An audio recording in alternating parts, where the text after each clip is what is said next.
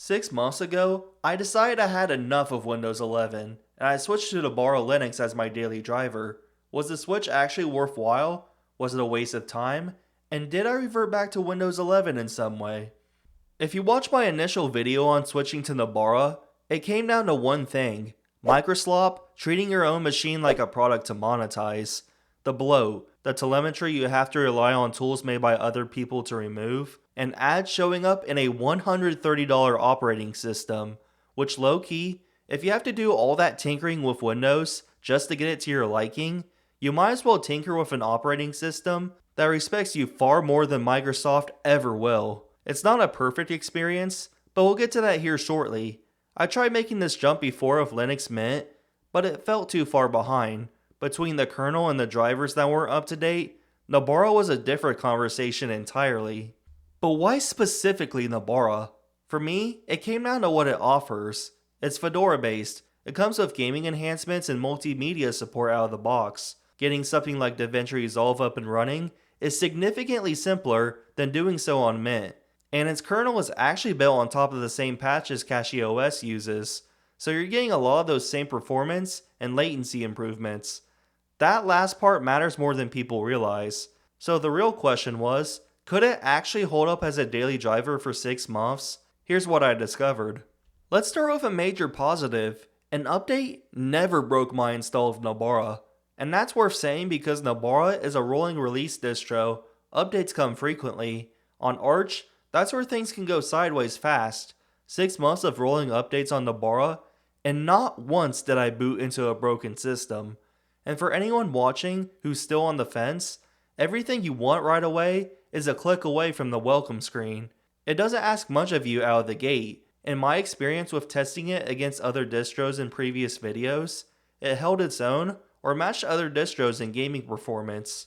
Despite all those positives I've listed so far, no distro is without its quirks, whether major or minor. When diving into a more advanced Linux task that involved the terminal, I truly felt like I was going in circles entering the same commands several times for hours, trying to move my Nobara install to my larger 4TB NVMe drive. I wanted to make the 2TB NVMe it shared with Windows a full Windows drive, and the 4TB that used to be for games on Windows a full-on Linux drive. I also made half that 4TB into a dedicated games partition, so no matter what distro I tested for a video, I didn't spend a ton of time re-downloading games for each distro. It was an absolute pain in the ass, but well worth it. Eventually I had to reinstall Nobara with the little success I had in moving its partition over. I don't know if it was down to my experience with Linux in the terminal, if it's Fedora related, or what. Needless to say, if you're not doing all of that, you shouldn't have to worry about that con.